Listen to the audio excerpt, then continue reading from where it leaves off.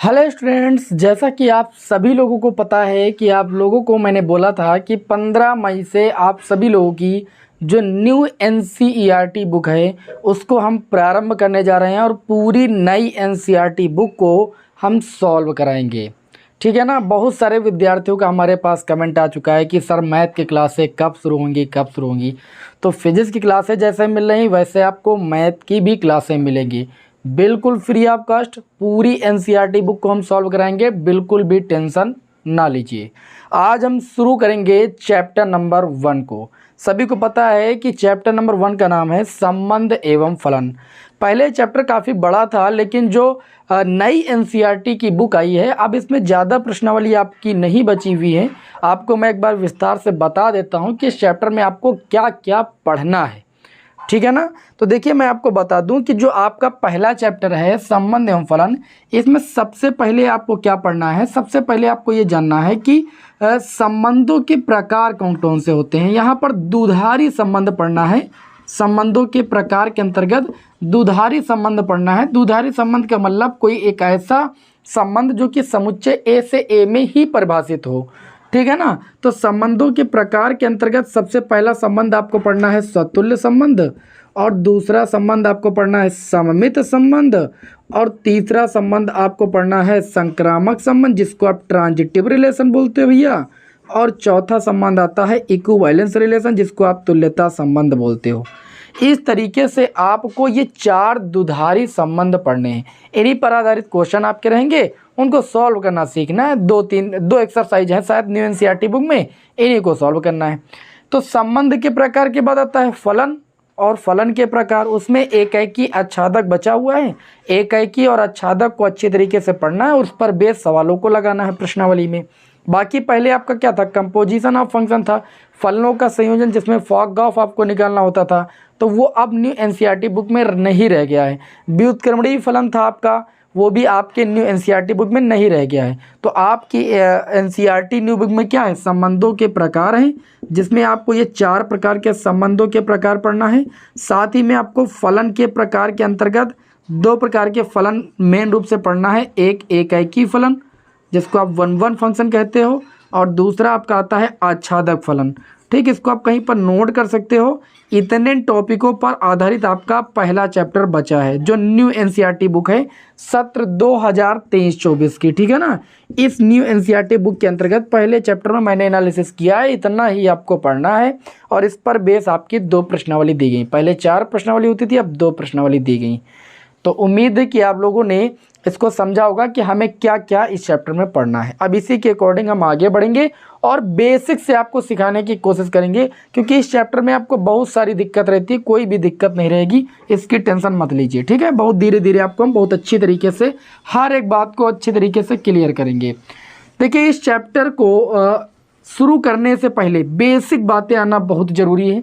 जैसे सबसे पहले अगर हम बात करें तो ऑर्डर्ड पेयर क्या होता है, क्रमित युग्म क्या होता है। ठीक है। आपने इस चैप्टर को क्लास 11th में पढ़ा है, तो कुछ बातें बेसिक आपकी 11th से रहेंगी। सबसे पहली हेडिंग रहेगी क्रमित युग्म। एक एक बात मैं बहुत ही आसान लैंग्वेज में आपको समझा दूंगा। इसको इंग्लिश में बोलते हैं ऑर्डर्ड पेयर। क्रमित युग्म क्या होता है, जैसे मान लीजिए कोई एक हम समुच्चय ले लेते हैं। ठीक, समुच्चय तो जानते हो। जैसे माना एक समुच्चय है हमारे पास, समुच्चय एक ए है, जिस समुच्चय को कैसे लिखते हैं, जो अवयव होते हैं अगर उनको एक मंजिला कोष्ठक के अंदर कामा लगा के लिख देते हैं तो समुच्चय बन जाता है। तो ये मंजिला कोष्ठक लगा, इसके अंतर्गत अवयव हमने लिख दिया 1 2 3 4, 4 अवयवों को कामा लगा के लिख दिया, ये समुच्चय बन गया। इसी तरीके से एक समुच्चय हम बी ले लेते हैं, इसके अंतर्गत हमने लिख दिया x, y, z, और मंजिला ब्रैकेट लगा दिया, कामा लगा कर इन अवयवों को लिख दिया, ये समुच्चय बन गया। अब जो क्रमित युग्म होता है वो क्या होता है, क्रमित युग्म क्या होता है, क्रमित युग्म को हम कोष्ठक के अंदर लिखते हैं। क्रमित युग्म का जो पहला अवयव होता है वो आपका समुच्चय ए से लिया जाता है। जैसे मैंने समुच्चय ए से मान लीजिए 1 ले लिया, कामा लगाया। जो दूसरा अवयव क्रमित युग्म का होता है वो समुच्चय बी से लिया जाता है, जैसे मैंने x ले लिया। ठीक है ना। तो जब समुच्चय ए के एक एलिमेंट को और समुच्चय बी के एक एलिमेंट को कामा लगाकर कोष्टक के अंदर लिख देते हैं तो ये कहलाता है आपका क्रमित युग्म। क्या कहलाता है? ये क्रमित युग्म। 1, ये क्या है? क्रमित युग्म। इसी तरीके से जैसे मान लीजिए पहले समुच्चय का अवयव हमने ले लिया 2 और दूसरे समुच्चय का अवयव हमने ले लिया y, तो ये क्या बन गया? क्रमित युग्म। जहाँ पर जो ये पहला अवयव है ये कहाँ से आ रहा है? समुच्चय ए से आ रहा है। जो दूसरा अवयव x है ये कहाँ से आ रहा है? समुच्चय बी से आ रहा है। ठीक है ना। यही भैया होता है क्रमित युग्म। क्रमित युग्म में कुछ विशेष बातें मैं आपको बता दे रहा हूँ। विशेष बातों में क्या आपको याद रखना है? क्रमित युग्म को a, b ब्रैकेट के अंदर लिखा जाता है। जैसे हमने a, b लगा करके यहाँ पर ये वाला कोष्टक ना लगा करके मंझला ब्रैकेट लगा दिया तो ये भैया समुच्चय बन जाता है। और कभी समुच्चय a, b जो होता है वो क्रमित युग्म a, b के बराबर नहीं होता है। इस बात को विशेष रूप से याद रखिएगा, ये नोट करके लिख लीजिएगा। बहुत ही विशेष बात मैं आपको याद रखने के लिए बता रहा हूँ, कभी भी गलती मत कीजिएगा। चैप्टर को पढ़ना नहीं होता, उसके बारे में कुछ विशेष जानकारी भी आपको हासिल होनी चाहिए। और कभी भी क्रमित युग्म का मान a, b का जो मान होता है वो b, a के बराबर नहीं होता है। ठीक है। जैसे मान लीजिए 2, 3 क्रमित युग्म लिखा तो ऐसा नहीं कि इसे 3, 2 भी लिख सकते हैं। ये ऑर्डर पेयर आपस में बराबर नहीं होंगे। हाँ, बराबर हो सकते हैं। एक कंडीशन है, अगर क्रमित युग्म का पहला अवयव क्रमित युग्म के दूसरे अवयव के बराबर हो जाए तो ये ऑर्डर पेयर बराबर भी हो सकते हैं। तो यहाँ पर कंडीशन लिख देना, यदि a बराबर b हो जाए तो जो a, b है वो आपका b, a के बराबर हो सकता है। जैसे एक उदाहरण हम ले लेते हैं, जैसे 2, 2 है तो ये भैया 2, 2 के बराबर हो जाएगा। ठीक है ना। तो क्रमित युग्म कब बराबर होंगे आपस में? जब उनके अवयव आपस में बराबर होंगे। अन्यथा की स्थिति में कभी भी a, b क्रमित युग्म b, a के बराबर नहीं होगा।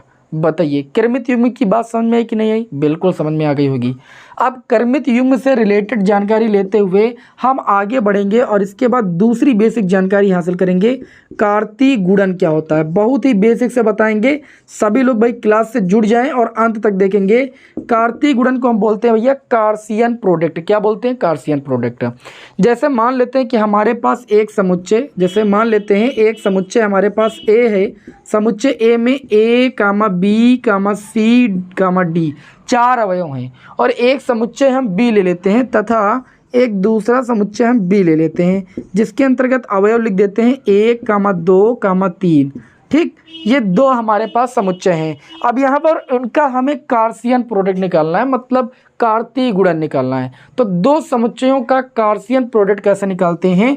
तो कार्सियन प्रोडक्ट को हम लिखते हैं A क्रॉस B से। जैसे A कोई समुच्चय है, B कोई समुच्चय है, तो A क्रॉस B को हम क्या बोलते हैं? कार्तीय गुणन बोलते हैं, यानी कार्सियन प्रोडक्ट बोलते हैं। तो A कार्सियन प्रोडक्ट निकालते कैसे हैं? समुच्चय A का समुच्चय B के साथ जो कार्सियन प्रोडक्ट वो निकालते कैसे हैं? देखिए, A का अगर B के साथ हमें कार्सियन प्रोडक्ट करना है तो जो A समुच्चय इसके पहले अवयव को समुच्चय B के पहले अवयव के साथ हम रिलेट करके क्या करते हैं? क्रमित युग्म के अंदर लिख देते हैं। यहाँ मंझला ब्रैकेट लगा दिए। अब A का संबंध 1 के साथ दिखाएंगे क्रमित युग्म के रूप में, फिर A का संबंध हम 2 के साथ दिखाएंगे क्रमित युग्म के रूप में, कामा लगाएंगे। A का 3 के साथ दिखाएंगे, A, 3। मतलब जो पहला अवयव इसका समुच्चय B के प्रत्येक अवयव से हम क्या करेंगे? रिलेशन दिखाएंगे, संबंध दिखाएंगे। अब A का तीनों के साथ हो गया, B का दिखाएंगे तो B, 1, B, 2, B, 3। ठीक है ना। इस तरीके से फिर जो तीसरा अवयव तीसरे अवयव का तीनों से दिखाएंगे तो C, 1, C, 2, C, 3। इस तरीके से हमने C का दिखा दिया। फिर D अवयव है तो ये हो जाएगा D, 1, D, 2, D, 3। इस तरीके से मैंने D का तीनों अवयव से क्या कर दिया? रिलेशन दिखा दिया। तो ये जो हमें मिला है ये क्या मिला है? इस समुच्चय A और B का हमें कार्सियन प्रोडक्ट मिला है। कार्सियन प्रोडक्ट में क्या करते हैं एक बार और सुन लीजिए। कार्सियन प्रोडक्ट में जो समुच्चय A के अवयव होते हैं उनको समुच्चय B के साथ क्या करते हैं? संबंधित करते हैं, यानी उनको रिलेशन इनको दिखाते हैं कि A का 1 के साथ, A का 2 के साथ, A का 3 के साथ, फिर B का प्रत्येक के साथ, C का फिर प्रत्येक के साथ। इस तरीके से क्रमित युग्म के रूप में लिख करके कामा लगा करके जब मंझला कोष्टक के अंदर लिख देते हैं तो ये कहलाता है समुच्चय A का B के साथ क्या कहलाता है? कार्सियन प्रोडक्ट कहलाता है। कार्सियन प्रोडक्ट में आपको जैसे मैंने यहाँ पर बताया है क्रमित युग्म में नोट करके कुछ मुख्य बातें बताई हैं, उसी प्रकार कार्सियन प्रोडक्ट में भी आपको कुछ मुख्य बातें याद कर लेना है। आप नोट्स बना सकते हो, नोट करके आप लिख दीजिएगा यहाँ पर कि कभी भी समुच्चय ए का बी के साथ जो कार्सियन प्रोडक्ट होता है वो कभी भी समुच्चय बी का ए के साथ कार्सियन प्रोडक्ट के बराबर नहीं होता है। जब क्रमित युग्म नहीं बराबर होता है कामा बी कामा ए के, तो कार्सियन प्रोडक्ट कैसे बराबर हो जाएगा? क्योंकि समुच्चय ए का समुच्चय बी के साथ जो कार्सियन प्रोडक्ट होता है उसमें क्रमित युग्म ही तो होते हैं। तो इस तरीके से ए का बी के साथ जो कार्सियन प्रोडक्ट होता है कभी भी बी का ए के साथ कार्सियन प्रोडक्ट के बराबर नहीं होता है। और एक नोट करके बात यहाँ पर आती है, कभी कभी एग्जाम में एक नंबर में बहुविकल्प में प्रश्न आ जाता है कि जैसे मान लीजिए कि समुच्चय ए आपको दे दिया गया जिसमें अवयवों की संख्या कितनी है, जैसे मान लीजिए एक्स कामा वाई कामा जेड है, और एक समुच्चय बी दे दिया गया, इसके अंतर्गत ए कामा बी है कामा सी है कामा डी है, 4 अवयव हैं। आपसे बोला जाए कि ए का बी के साथ जब हम कार्सियन प्रोडक्ट करेंगे तो हमें कुल कितने क्रमित युग्म मिलेंगे इनके कार्सियन प्रोडक्ट में, मतलब ए का बी के साथ जब कार्तीय गुणन करेंगे तो कार्तीय गुणन में जो क्रमित युग्मों की संख्या होगी वो कितनी होगी। तो आपको एकदम सिंपल देखिए क्रमित युग्मों की संख्या निकालना है। क्रमित युग्मों की संख्या, क्रमित युग्मों की संख्या, तो जब समुच्चय ए का बी के साथ कार्सियन प्रोडक्ट करेंगे और हमें क्रमित युग्मों की संख्या निकालना है, वेरी सिंपल। इसमें देखो 1 2 3 अवयव हैं तो लिखो 3 गुणे समुच्चय बी के साथ कार्सियन प्रोडक्ट दिखा रहे हो, समुच्चय बी में कितने अवयव हैं 1 2 3 4, तो 4 का 3 से गुणा करो कितना आ जाएगा 12। मतलब जब ए का समुच्चय बी के साथ कार्सियन प्रोडक्ट दिखाएंगे तो हमें क्रमित युग्मों की संख्या टोटल कितनी मिलेगी 12। बताइए भाई, ये बात इतनी समझ में है कि नहीं क्रमित युग्म और कार्तीय गुणन क्या होता है? अच्छे तरीके से समझ में आ गया होगा। मैंने इसीलिए बहुत ही स्लोली आपको समझाया क्योंकि इस चैप्टर में ज़्यादातर लोगों को दिक्कत होती है। मैं गारंटी लेता हूँ आपको इस चैप्टर में 1% की दिक्कत नहीं होगी, ठीक है ना। इस तरीके से इतनी बात आपकी समाप्त होती है, इसका आप स्क्रीनशॉट ले सकते हो। फिर हम बढ़ेंगे यहाँ पर एक बहुत ही इंपॉर्टेंट टॉपिक की ओर, प्रांत, सह प्रांत और परिसर की ओर, उसको डिटेल से समझाएंगे। ले लिया भाई स्क्रीनशॉट, इसे रफ कर दें। तो अगली हेडिंग डाल लीजिए प्रांत, जिसको आप इंग्लिश में बोलते हो डोमेन। फिर सह प्रांत क्या होता है, जिसको आप बोलते हो कोडोमेन।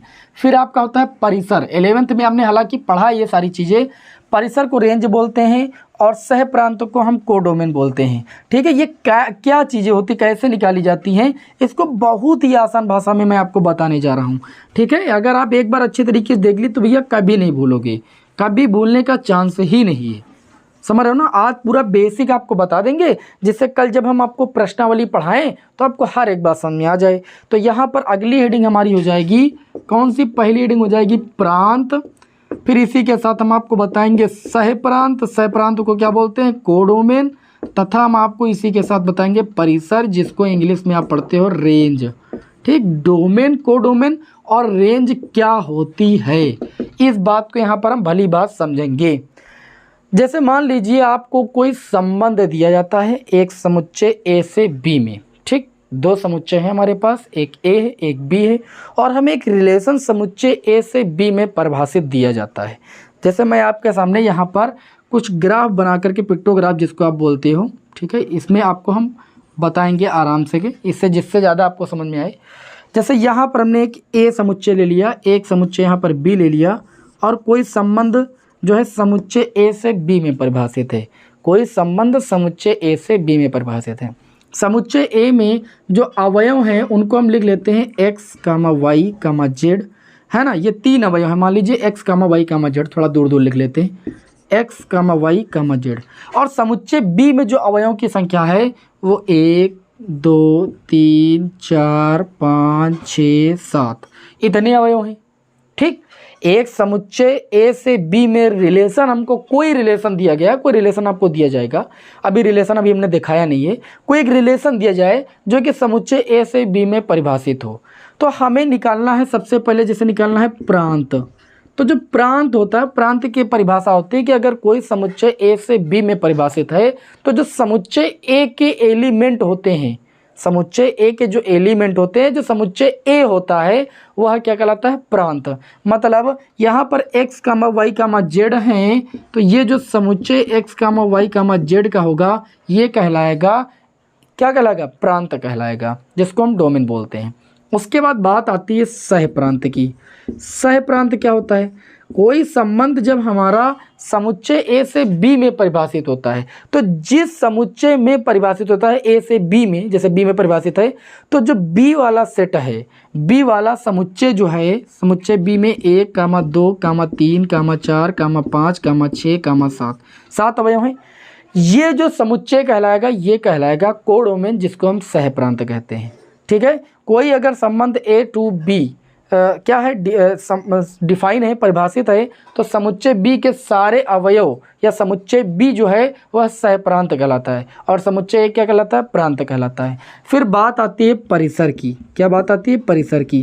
तो परिसर का मतलब होता है प्रतिबिंब अवयव। जैसे मान लीजिए यहाँ पर आपको संबंध इस प्रकार दिया जाता कि x का संबंध 1 के साथ है, y का संबंध 4 के साथ है, z का संबंध 7 के साथ है, और y का संबंध 5 के भी साथ है। तो अगर हम बात करें तो प्रांत तो समुच्चय ए के सभी अवयव हो जाएंगे। समुच्चय ए जो होगा, यानी जो समुच्चय ए में एलिमेंट होंगे उनका जो समुच्चय होगा प्रांत कहलाएगा, समुच्चय बी सह प्रांत कहलाएगा। और जो प्रतिबिंब अवयव है, प्रतिबिंब का मतलब ये है कि समुच्चय ए से कोई ना कोई अवयव किसी न किसी प्रकार से संबंधित है, तो जो अवयव संबंधित हैं परिसर में उनको लिखा जाता है, या एक शब्द में आप समझ सकते हो प्रतिबिंब अवयव। जैसे यहाँ पर देखें तो x का प्रतिबिंब अवयव 1 है, तो 1 को लिख लेंगे। 4 है y का, ठीक है, y 4 से संबंधित है, y 5 से भी संबंधित है, और z 7 से संबंधित है। ठीक, तो जो प्रतिबिंब अवयव हैं उनको अगर एक समुच्चय के अंदर लिख दें या एक मंजिला कोष्ठक के अंदर लिख दें, तो जो ये इन अवयवों का समुच्चय बनता है इसको हम कहते हैं भैया परिसर। समझ गए ना? कोई संबंध ए टू बी समुच्चय से में परिभाषित हो तो समुच्चय ए कहलाता है प्रांत, समुच्चय बी कहलाता है सह प्रांत, और जो अवयव क्या होते हैं? प्रतिबिंब अवयव होते हैं, समुच्चय ए के किसी न किसी अवयव से संबंधित होते हैं, उन अवयव को जब हम एक मंजिला कोष्ठक के अंदर लिख देते हैं, यानी उनका जो समुच्चय होता है वह भैया कहलाता है परिसर, जिसको आप इंग्लिश में बोलते हो रेंज। अब नहीं भूलना प्रांत क्या होता है, सह प्रांत क्या होता है, परिसर क्या होता है, कभी भी नहीं भूलिएगा। ठीक है ना, बिल्कुल नहीं भूलिएगा। चलिए आगे हम बढ़ते हैं। इसे रफ कर दें, इसे रफ कर दें, बताइए भाई। ठीक, चलिए इसे रफ कर देते हैं। ठीक, आगे चलिए बात करेंगे। अब हमारी जो बात आती है वह संबंध पर आती है। किस पर आती है? संबंध पर। जैसे यहाँ पर थोड़ा ध्यान दीजिएगा, हम संबंध के बारे में थोड़ा बेसिक नॉलेज दे देते हैं आपको कि संबंध होता क्या है, यानी रिलेशन क्या होता है। जैसे एक पुत्र का पिता से संबंध, एक पुत्र का माता के साथ संबंध, ठीक है। लेकिन यहाँ पर देखिए संबंध आपको किस तरीके से समझना है, इसको ध्यान से समझिएगा, ठीक है ना। संबंध को बहुत ही डीपली आपको समझा देंगे। देखिए जब कोई संबंध हमको परिभाषित दिया होता है, कोई संबंध होता है, जैसे मान लीजिए दो समुच्चय हमारे पास, क्या है हमारे पास? दो समुच्चय हैं। समुच्चय ए से समुच्चय ए से बी में कोई संबंध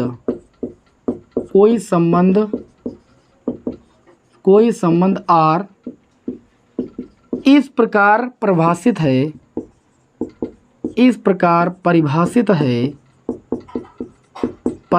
है, तो याद रखिएगा कि जो संबंध आर होता है वो दोनों समुच्चयों के कार्सियन प्रोडक्ट का उप समुच्चय होता है। ये बात शायद आपको थोड़ा कम समझ में आई हो कि जो संबंध होता है वो दोनों समुच्चयों के कार्सियन प्रोडक्ट का उप समुच्चय होता है, सबसेट होता है। अब सबसेट क्या होता है भाई? उप समुच्चय आपने तो क्लास 11th में पढ़ा है। एक एग्जाम्पल आप लोगों के समक्ष लेते हैं। जैसे एक हम एग्जाम्पल लेते हैं, प्रश्न ले लेते हैं। प्रश्न ले लिया कि यदि हमारे पास एक समुच्चय ए है, एक समुच्चय ए ले लेते हैं जिसमें अवयव हमारे पास 1, 2, 3 है, और एक समुच्चय हमारे पास बी है जिसमें आपके अवयव हैं 3, 6, ठीक है ना। और इन दोनों समुच्चयों पर हमें एक संबंध दे दिया गया, संबंध आर दे दिया गया इस तरीके से कि 1, 3, 1, 6, ठीक है, फिर 3, 3, फिर 3, 6। इस तरीके से हमें एक संबंध जो है इन दोनों समुच्चयों पर परिभाषित दे दिया गया। तो ये जो समुच्चय है ये दोनों समुच्चयों के कार्सियन प्रोडक्ट का उपसमुच्चय है। मतलब इसमें ऐसा कोई मान नहीं होगा जो कि इन दोनों के कार्सियन प्रोडक्ट से प्राप्त मानों से बाहर हो, भिन्न कोई नहीं होगा। आप देखिए यहाँ पर ये रिलेशन क्यों है, ये रिलेशन संबंध है कि नहीं है, पहले तो ये देखो ये है।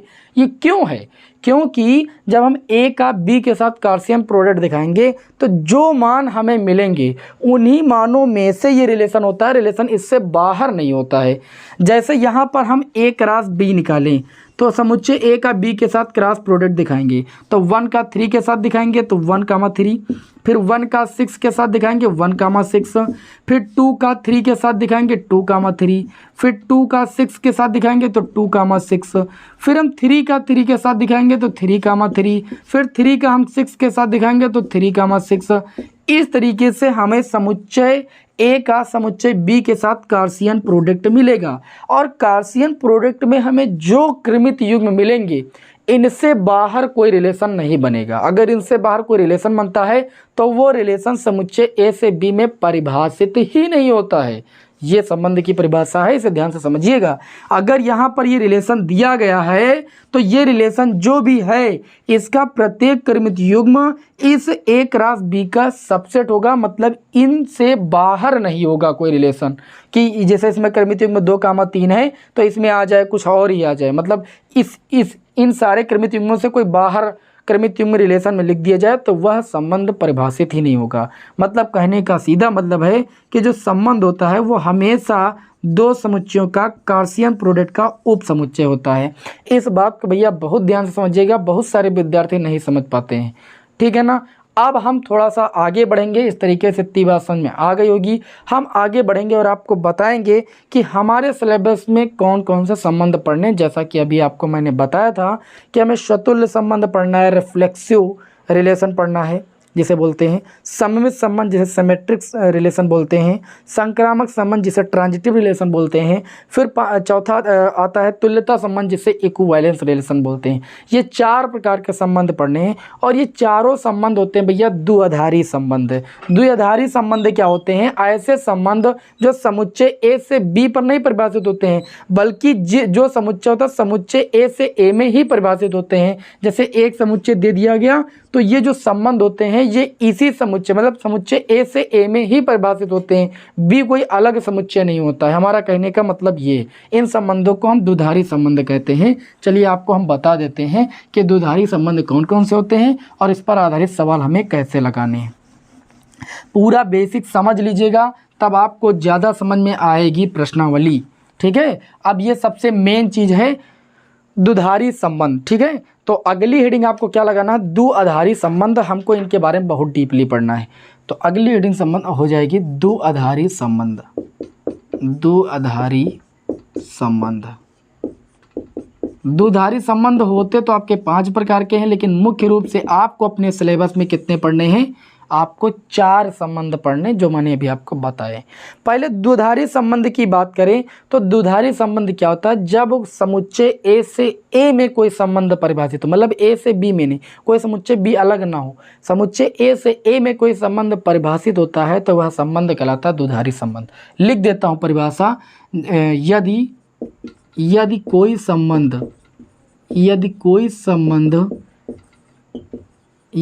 संबंध समुच्चय ए से ए में ही परिभाषित होता है, समुच्चय ए से ए में परिभाषित होता है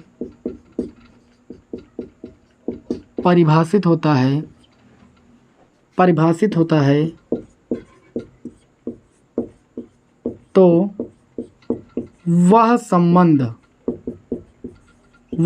क्या कहलाता है? द्विआधारी संबंध कहलाता है। द्विआधारी संबंध कहलाता है। और कितने द्विआधारी संबंध हमको अपने सिलेबस में पढ़ने हैं? 4, ठीक। तो अगली हेडिंग लगा लेंगे प्रकार। क्या हेडिंग लगा लेंगे? प्रकार। हमको द्विआधारी संबंध के प्रकार के अंतर्गत पहला प्रकार पढ़ना है स्वतुल्य संबंध, जिसको हम बोलते हैं इंग्लिश में रिफ्लेक्सिव, स्वतुल्य संबंध, रिफ्लेक्सिव रिलेशन। देखिए हम इंग्लिश में इसलिए बोल रहे हैं क्योंकि बहुत सारे विद्यार्थी हमसे ये कमेंट करते हैं कि सर इंग्लिश में भी बता दिया करें। रिफ्लेक्सिव रिलेशन क्या होता है, बहुत ही अच्छे तरीके से आपको समझाएंगे, ठीक है। अलजेब्रिक मीनिंग भी इसका समझा देंगे। मैंने पहले ही बता दिया कि जो सतुल्य संबंध होता है ये एक प्रकार का द्विधारी संबंध होता है और कोई भी द्विधारी संबंध समुच्चय ए से ए में परिभाषित होता है। तो हम कहेंगे कि हमारे पास कोई समुच्चय ए से ए में इस प्रकार परिभाषित है, ठीक है। क्या बोलेंगे, कोई संबंध आर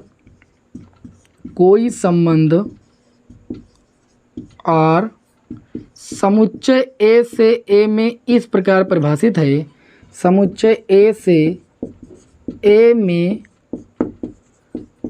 इस प्रकार परिभाषित है, इस प्रकार परिभाषित है कि सतुल्य संबंध क्या कहता है कि स्व का मतलब अपने आप, कोई जो अवयव है समुच्चय, देखिए यहाँ पर समुच्चय ए से ए में ही बात की गई, तो कोई समुच्चय का जो एलिमेंट हो अगर वह स्वयं से भैया संबंधित हो, किससे संबंधित हो, स्वयं से। समुच्चय ए का कोई भी एलिमेंट अगर स्वयं से संबंधित है तो वह संबंध क्या कहलाएगा, सतुल्य संबंध। जैसे हम बात करें तो गणितीय रूप में कि अगर x, x मतलब x से संबंधित हो और दिए गए रिलेशन में बिलोंग करे, फॉर ऑल जो x आना चाहिए वो दिए गए समुच्चय ए से आना चाहिए, क्योंकि संबंध समुच्चय ए से ए में परिभाषित है। तो जो एलिमेंट होना चाहिए वो समुच्चय से बिलोंग करना चाहिए, समुच्चय में होना चाहिए और वो स्वयं से संबंधित होना चाहिए, तो वह संबंध क्या कहलाएगा, सतुल्य संबंध कहलाएगा। जैसे मैं आपको उदाहरण लेकर समझाऊंगा तो ज़्यादा समझ में आएगा, कुछ प्रश्न लेकर समझाऊंगा तो बहुत अच्छे से समझ में आ जाएगा, ठीक है ना।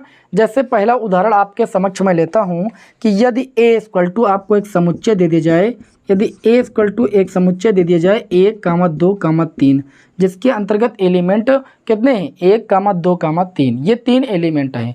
मैंने पहले बता दिया था कि द्विधारी संबंध समुच्चय ए से ए पर ही रिलेशन होगा, ठीक। तो दूसरा बी कोई भिन्न समुच्चय नहीं होगा यहाँ पर। आगे यहाँ पर जैसे मान लीजिए इस पर आधारित एक रिलेशन आपको दे दिया जाए आर, रिलेशन इस तरीके से दे दिया जाए कि 1, 1 से संबंधित हो, 2, 2 से संबंधित हो, ठीक है, और 3, 3 से संबंधित हो। साथ ही में आपको और दे दिया जाए 1, 3 और दे दिया जाए 2, 1, ठीक है ना। एक रिलेशन आपको इस समुच्चय ए से ए पर परिभाषित इस तरीके से दे दिया गया और दूसरा रिलेशन एक R2 आपके समक्ष लिखते हैं और आपको बताते हैं कि कैसे ये सतुल्य है और कैसे सतुल्य नहीं। R2 एक रिलेशन दे दिया गया, 1, 1 दे दिया गया और 3, 3 दे दिया गया, ध्यान से देखिएगा, और दे दिया गया 2, 1 दे दिया गया और 3, 2 दे दिया गया, ठीक। एक दूसरा रिलेशन समुच्चय ए से ए पर दूसरा रिलेशन हमें R2 जो है यहाँ पर परिभाषित किया गया है।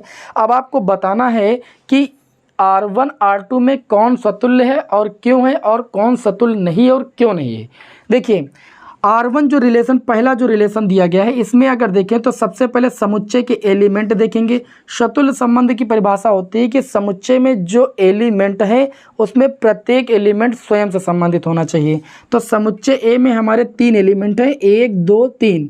तो यहाँ पर इस रिलेशन में मैं देख रहा हूँ कि 1, 1 से संबंधित है, फिर दूसरा एलिमेंट आता है 2 तो 2, 2 से संबंधित है, तीसरा एलिमेंट आता है 3, 3 से संबंधित है।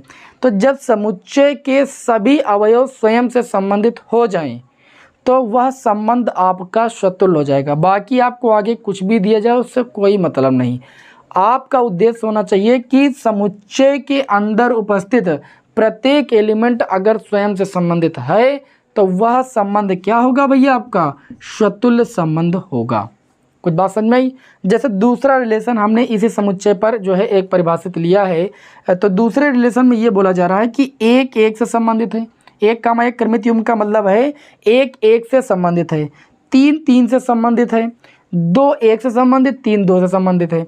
हमारा सतुल्य संबंध की परिभाषा ये कहती है कि अगर 1, 1 से संबंधित है तो 2, 2 से भी संबंधित होना चाहिए, 3, 3 से संबंधित होना चाहिए। तो इसमें 1, 1 है, 3, 3 है, परंतु 2, 2 नहीं, मतलब 2 अवयव जो है वो स्वयं से संबंधित नहीं है। लिखोगे चूँकि 2, 2 जो है वो दिए गए रिलेशन में नहीं बिलोंग करता है, इसलिए जो R2 रिलेशन है वो आपका सतुल्य संबंध नहीं है या सतुल्य नहीं है। आप कुछ बात समझ में आई होगी। स्वतुल्य क्या होता है कि समुच्चय के प्रत्येक एलिमेंट स्वयं से संबंधित होने चाहिए। ये इसकी भैया मैंने अलजेब्रिक मीनिंग लिखी है, मतलब गणितीय रूप मैंने इसका लिख दिया है। ठीक, गणितीय रूप से ही आपको सवाल लगाने हैं। बताइए भाई स्वतुल्य संबंध समझ में आया कि नहीं आया। हमें उम्मीद है कि आप लोगों को अच्छे तरीके से समझ में आया होगा। एक और उदाहरण ले लेते हैं, थोड़ा सा मज़ा आ जाए। ठीक है, अभी आपको पूरी बात और अच्छे तरीके से एक्सप्लेन करूँगा। एक उदाहरण और ले लेता हूँ। जैसे मान लीजिए आपको एक समुच्चय, यदि आपको एक समुच्चय दिया गया, यही समुच्चय ले लेते हैं 1, 2, 3, और इस पर एक रिलेशन, इसको R3 मान लेते हैं। रिलेशन में क्या दिया गया, रिलेशन में दे दिया गया 1, 2, ठीक, और क्या दे दिया गया 1, 2 और फिर 2, 1, यही दे दिया गया ना, 2, 1, इस तरीके से दे दिया गया। ये रिलेशन सतुल्य है कि नहीं है, तो आप तुरंत इसका जवाब दे सकते हो, तुरंत। क्यों, देखिए इस समुच्चय में 3 एलिमेंट 1, 2, 3, प्रत्येक एलिमेंट स्वयं से संबंधित हो, तो पहला एलिमेंट है तो स्वयं से संबंधित है, दूसरा स्वयं से संबंधित है, लेकिन तीसरा स्वयं से संबंधित नहीं, इसलिए ये संबंध आपका स्वतुल्य नहीं होगा। अब उम्मीद है कि आपको रिफ्लेक्सिव रिलेशन में कोई दिक्कत नहीं होगी। चलिए अगला रिलेशन देखते हैं। द्विधारी संबंध के अंतर्गत हमारा दूसरा संबंध आता है, कौन सा भाई, सममित संबंध, जिसको हम सिमेट्रिक रिलेशन बोलते हैं। क्या बोलते हैं, सममित संबंध। दूसरा संबंध आएगा हमारा सममित संबंध, जिसको हम क्या बोलते हैं, सिमेट्रिक रिलेशन। तो सममित संबंध कहता है कि कोई संबंध समुच्चय ए से ए में इस प्रकार परिभाषित है। समुच्चय ए से ए में क्यों परिभाषित है, क्योंकि सममित संबंध जो है वो एक प्रकार का द्विधारी संबंध है। ठीक, तो कोई संबंध समुच्चय ए से ए में इस प्रकार परिभाषित है कि यदि समुच्चय ए का पहला अवयव x समुच्चय ए के दूसरे अवयव से संबंधित है और दिए गए रिलेशन में बिलोंग करता है, तो जो दूसरा अवयव है वो भी पहले अवयव से संबंधित होना चाहिए और दिए गए रिलेशन में बिलोंग करना चाहिए। फॉर ऑल जो x और y ये जो एलिमेंट हैं ये कहाँ से आने चाहिए, दिए गए समुच्चय ए से आने चाहिए। जैसे मैंने भी समुच्चय ए पर परिभाषित तो रिलेशन लिया है, ये होती है भैया algebraic meaning of symmetric relation. ठीक है ना, ये अलजेब्रिक मीनिंग, इसको समझिएगा। मैं इस पर जब एग्जाम्पल लूँगा तो आपको और बेहतरीन तरीके से समझ में आएगा। जैसे मैं आपके समक्ष एक प्रश्न लेता हूँ बढ़िया से अच्छे तरीके से समझ में आने के लिए। जैसे मैंने आपके समक्ष एक उदाहरण ले लिया कि यदि एक समुच्चय दे दिया गया, यदि एक समुच्चय ए दे दिया गया, समुच्चय के अंतर्गत 1, 2, 3, 4 एलिमेंट हैं और इस पर पहला आपको एक रिलेशन परिभाषित दे दिया गया इसी समुच्चय पर 1, 3 और दे दिया गया 1, 4 और आपको दे दिया गया 3, 1 और फिर आपको क्रमित युग्म में दे दिया गया 2, 2 और फिर दे दिया गया 4, 1। बहुत ध्यान से समझिएगा, एक रिलेशन ये दे दिया गया और दूसरा रिलेशन आपको दे दिया गया 1, 1, 2, 2, ध्यान से देखिएगा, फिर 3, 3 और फिर 1, 3। ठीक है, ये दे दिया गया आपको। अब आपसे ये बोला जाए, आपसे क्या बोला जाए कि R1 और R2 में से कौन सा रिलेशन सममित है और क्यों है। देखिए भाई, सममित संबंध की परिभाषा है कि समुच्चय ए से ए में इस प्रकार कोई संबंध परिभाषित हो कि समुच्चय ए का पहला अवयव दूसरे से संबंधित हो तो दूसरा भी पहले से संबंधित होना चाहिए, तभी वह संबंध आपका सममित संबंध कहलाएगा। जैसे मैं देखूँ तो समुच्चय में 4 एलिमेंट है, 1, 2, 3, 4। पहले रिलेशन को देख रहा हूँ मैं तो 1 3 से संबंधित है, 1 किससे संबंधित, 3 से। तो हमें सममित संबंध के अकॉर्डिंग क्या चाहिए, 3 भी 1 से संबंधित होना चाहिए। तो 3 1 से संबंधित है, 1 3 से संबंधित है तो 3 भी 1 से संबंधित है, 1 4 से संबंधित है तो 4 भी 1 से संबंधित है, आप देख सकते हो यहाँ पर। फिर यहाँ पर 2 2 से संबंधित है, तो देखिए 2 2 से संबंधित है तो इसका मतलब 2 2 से दोबारा तो लिख नहीं सकते। समुच्चय के अंदर कोई भी क्रमित युग्म दोबारा रिपीट नहीं होता है, इसलिए अगर 2, 2 लिखा है इसका मतलब समझ जाइए कि एक बार फिर 2, 2 इसके अंतर्गत लिखा हुआ है। ठीक है, क्योंकि 2 2 से संबंधित तो फिर वही बोलेंगे तो बात तो वही निकलेगी ना, फिर 2 2 से संबंधित है तो क्रमित युग्म को दोबारा नहीं लिखा जाता है। ठीक, और एक बात याद रखिएगा, कोई भी स्वतुल्य संबंध है तो वह सममित हो जाएगा। ठीक है, वह सम्मित आपका हो जाएगा। तो यहाँ पर 1 3 से संबंधित, 3 1 से संबंधित, 1 4 से संबंधित, 4 1 से संबंधित, इस परिभाषा के अकॉर्डिंग 2 2 से संबंधित, 2 2 से संबंधित, इस तरीके से यह संबंध आपका सिमेट्रिक रिलेशन होगा, यानी सम्मित संबंध होगा। बात करें R2 रिलेशन की, तो यहाँ पर दिया गया 1 1 से संबंधित है, 1 1 से संबंधित, पुनः 1 1 से संबंधित, तो हम लिख नहीं सकते, कोई भी कृमित युग्म किसी रिलेशन में 2 बार रिपीट नहीं होता है, तो 1 लिख दिया। 2 2 से संबंधित, 3 3 से संबंधित, फिर 1 3 है।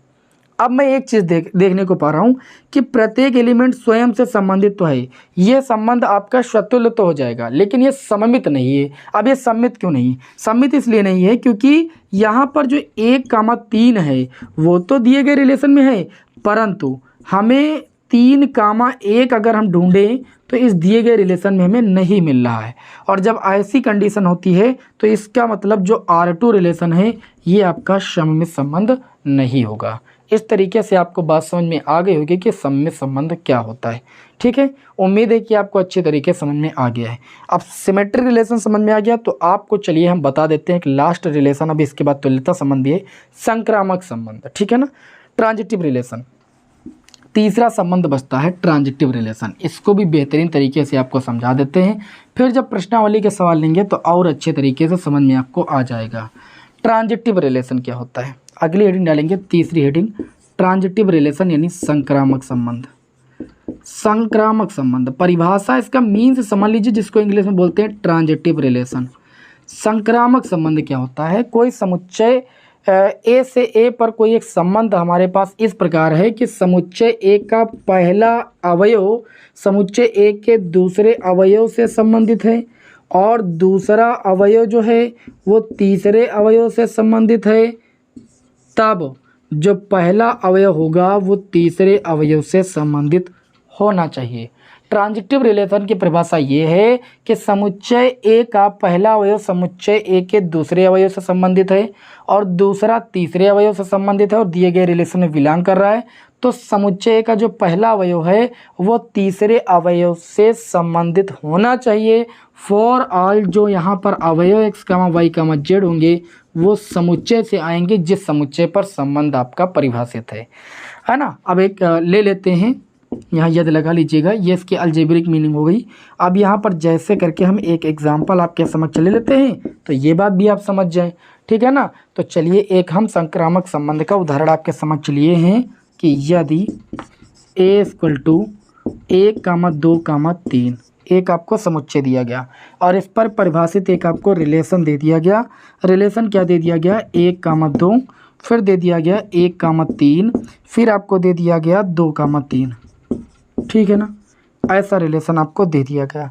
ठीक है ना, अब ध्यान से समझिएगा ये संक्रामक है कि नहीं। ये R1 रिलेशन हो गया, एक R2 रिलेशन ले लेते हैं, 2 रिलेशन हो जाएंगे तो ज़्यादा मज़ा आ जाएगा। जैसे ले लिया 1, 2, ठीक, फिर 2, 3, बस इतना लिख दिया, चलो ठीक है। यह ले लिया, इसको ले लिया मैंने 2, 2 को, ठीक। हमारे पास 2 रिलेशन हो गए, एक R1 एक R2। कौन सा ट्रांजिटिव रिलेशन और क्यों है, समझिएगा ध्यान से। समुच्चय में हमारे 3 अवयव हैं और इस समुच्चय पर परिभाषित हमारा एक रिलेशन R1 दिया गया है, एक रिलेशन R2 दिया गया है। मेरी परिभाषा ये है कि समुच्चय का जो पहला अवयव है समुच्चय के दूसरे अवयव से संबंधित होना चाहिए, दूसरा फिर तीसरे से अगर संबंधित है तब पहला तीसरे से संबंधित होना चाहिए। मैं देख पा रहा हूँ कि पहला अवयव दूसरे से संबंधित है, अब फिर 2 से शुरू होने वाला देखेंगे तो क्रमित युग्म यहाँ पर मिल रहा है और दूसरा तीसरे से संबंधित है, तो हमें चाहिए कि पहला जो है वो तीसरे से संबंधित हो, जो कि क्रमित युग्म इसमें अवेलेबल है यानी उपलब्ध है। 1, 2 इसमें है, 2, 3 भी है, तो 1, 3 भी, यानी पहला और तीसरा भी संबंधित है एक दूसरे से। इसका मतलब यह संबंध आपका क्या होगा, संक्रामक संबंध यानी ट्रांजिटिव संबंध होगा। अगर ये नहीं होता 1, 3 तो ये नहीं होता। जैसे दूसरा रिलेशन मैंने लिया है, 1, 2 से संबंधित है और 2, 3 से संबंधित है, 1, 2 से संबंधित, 2, 3 से संबंधित है। अब हमें क्या चाहिए कि 1 भी 3 से संबंधित हो, ऐसा क्रमित युग्म इसमें उपस्थित होना चाहिए, जो कि नहीं है, और नहीं है तो इसका मतलब ये संक्रामक संबंध नहीं है। या तो फिर ये कंडीशन ही नहीं बने कि x y से संबंधित है और y z से संबंधित है, सारे एलिमेंट अलग अलग हो तब वो संक्रामक हो सकता है। और या तो अगर कंडीशन बन रही है कि एक्स वाई से संबंधित है, वाई जेड से संबंधित, तो ये पक्का है कि उस रिलेशन में एक्स जेड से संबंधित होना चाहिए, तभी वो संक्रामक होगा। ठीक है। और या तो तब संक्रामक होगा कि ये कंडीशन बने ही ना, सारे अलग अलग अलग हों। जैसे यहाँ पर 1,2,3 था, एक रिलेशन इस तरीके से हो जाए 1,2 हो जाए, ठीक, फिर 1,3 हो जाए, फिर आपका हो जाए 2,3, ठीक। 1,2 से संबंधित है, 2,3 से संबंधित, ये तो नहीं, ये नहीं हो पाएगा, ठीक। जैसा ऐसे मान लीजिए 2 क्रमित उम्मीदें दी गई, 1,2 1,3, कंडीशन ये बन रही 1,2 से संबंधित, 2 किसी से संबंधित है, आगे बन ही नहीं रहा। इसका मतलब ये भी आपका क्या हो जाएगा, संक्रामक। संक्रामक की परिभाषा ये होती कि अगर पहला दूसरे संबंधित तो दूसरा तीसरे संबंधित, तो पहला तीसरे संबंधित होना चाहिए। अगर पहला दूसरे संबंधित तो दूसरा किसी तीसरे संबंधित नहीं है, तो बात खत्म, वो संक्रामक हो जाएगा। संबंधित नहीं है तो होगा, और नहीं है तो फिर आपका फिर मामला गड़बड़ हो जाएगा। फिर आपको आगे दिखाना पड़ेगा, अगर दूसरे संबंधित है, दूसरा तीसरे संबंधित है, तो पहला भी तीसरे संबंधित होना चाहिए, तब वो संक्रामक होगा। तो ये थी आपकी ट्रांजिटिव रिलेशन की बात। उम्मीद है कि समझ में आई होगी। आगे बात करेंगे यहाँ पर किसकी, हम आगे बात करेंगे तुल्यता संबंध की, जिसको हम इक्विवेलेंस रिलेशन बोलते हैं। किसको क्या बोलते हैं, इक्विवेलेंस रिलेशन। ये संबंध समझ गए तो समझ लीजिए आप सारी बेसिक बात समझ गए। चौथा संबंध आपका होता है तुल्यता संबंध। क्या होता है आपका, तुल्यता संबंध। अच्छा, तुल्यता संबंध क्या होता है, इसको इंग्लिश में बोलते हैं इक्विवेलेंस रिलेशन। जब कोई संबंध, यदि कोई संबंध एक है जो कि ए टू ए, मतलब समुच्चय ए से ए में इस प्रकार परिभाषित है कि वो संबंध हमारा पहले स्वतुल्य सिद्ध हो रहा है कि वह एक स्वतुल्य संबंध है, और वह संबंध जो है सममित भी है। क्या है, सममित संबंध भी है, और वह संबंध हमारा संक्रामक भी भैया प्रूव हो गया। एक संबंध समुच्चय ए से ए में इस प्रकार परिभाषित है कि वह आर का मतलब रिलेशन, संबंध स्वतुल्य है, संबंध सम्मित है, संबंध संक्रामक है। अगर कोई संबंध स्वतुल्य, सम्मित, संक्रामक तीनों हो जाता है तो वह संबंध, तो आर एक क्या होता है, एक तुल्यता संबंध होता है। ये तुल्यता संबंध की परिभाषा है, और इसमें कुछ नहीं करना है, संबंध होता है। कोई संबंध तुल्यता संबंध कब होता है, अगर तुल्यता संबंध किसी दिए गए संबंध को सिद्ध करना है तो सबसे पहले उसे स्वतुल्य सिद्ध करना होगा, सममित सिद्ध करना होगा, संक्रामक सिद्ध करना होगा, तब जाके वह संबंध एक आपका तुल्यता संबंध बनाएगा, यानी तुल्यता संबंध कहलाएगा। आज की क्लास में जो आपका पहला चैप्टर था संबंध एवं फलन, इसका जितना बेसिक था मैंने आपको समझा दिया है। अब जो पहली प्रश्नावली है 1.1, वो सारी प्रश्नावली इन बेसिक बातों पर ख़त्म हो जाएगी, ठीक है ना। फिर आगे आपको फलन बताएंगे, फलन के प्रकार, फिर अगली प्रश्नावली खत्म, फिर चैप्टर खत्म। चलिए भाई, जितने विद्यार्थी नए हैं चैनल को सब्सक्राइब कर लें, जिससे आगे की क्लास का नोटिफिकेशन को मिलता रहे। मिलते हैं आपको भैया नेक्स्ट क्लास में, नेक्स्ट डे। जय हिंद, वंदे मातरम।